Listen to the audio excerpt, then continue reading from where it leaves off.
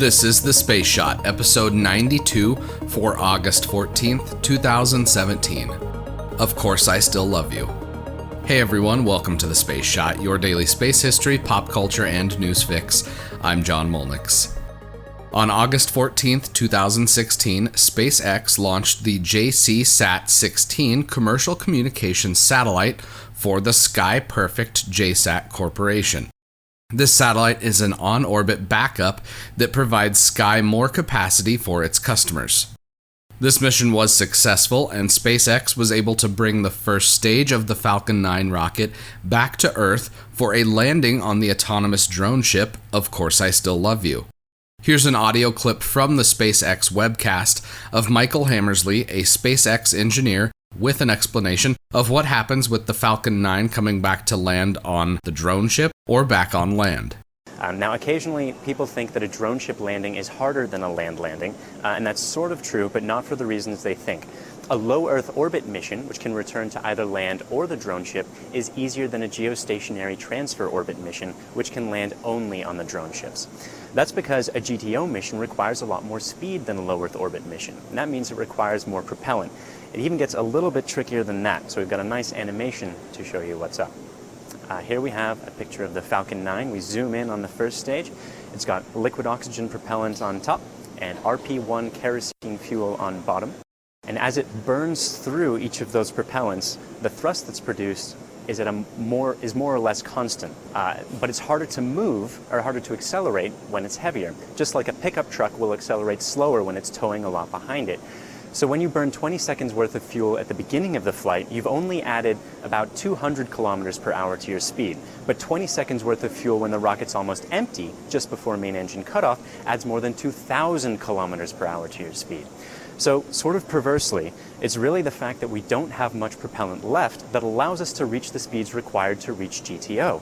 And if you don't have much propellant left, of course, then you can't do a long re-entry burn to minimize the re-entry forces on the vehicle, and you get much less of the control that comes with a longer single-engine landing burn.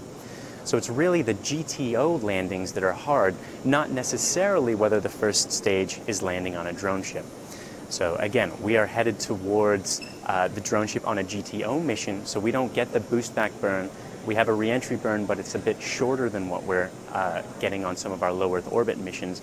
And we do manage to get a single engine landing burn, at least that's the attempt for this one, which means that we'll be able to have a longer control and longer descent, which is nicer because it's less forces on the rocket in that final descent.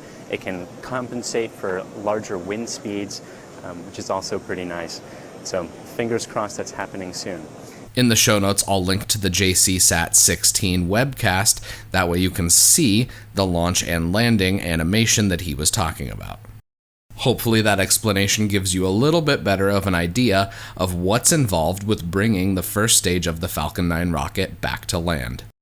Keep in mind, the first stage of the Falcon 9 is about 14 stories tall, so they're landing a small building on either a drone ship floating in the middle of the Atlantic or Pacific Ocean, or on land back at LZ-1. Later this morning, SpaceX is due to launch the 12th commercial resupply services launch to the International Space Station. This is a very brief explanation of what's happened over the last couple years, but here's the gist. These SpaceX missions to the International Space Station started as part of the COTS, or Commercial Orbital Transportation Services program.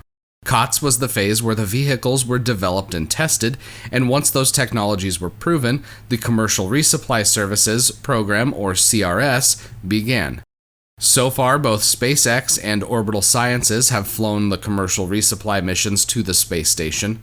The SpaceX Dragon capsule is capable of launching to the space station, returning to Earth, and being reused for future flights.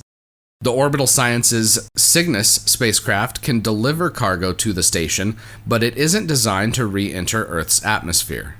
Today's scheduled launch will be the last launch of a new Dragon capsule, and all SpaceX flights moving forward from now will use capsules that have already flown in space. SpaceX will attempt a landing of the first stage of their rocket back at Landing Zone 1 today, since the missions to the space station allow for the rocket to return to land instead of relying on the autonomous drone ship for recovery. Next Monday, I will have coverage of the eclipse because I will be at the Homestead National Monument in Nebraska for that event. I will be posting as much as possible that day, so be sure to follow along on Facebook, Instagram, or Twitter. Just search @JohnMolnix or The Space Shot and follow along. Let me know what you think of the show by leaving a rating in iTunes. It takes just a minute to leave a rating, and it makes a huge difference because it helps even more people find the show. I'd appreciate if you could share The Space Shot with your friends and family, and anyone else that enjoys podcasts. Tomorrow, shifting priorities for the Space Shuttle. I'm John Molnix, and I'll catch you on the flip side.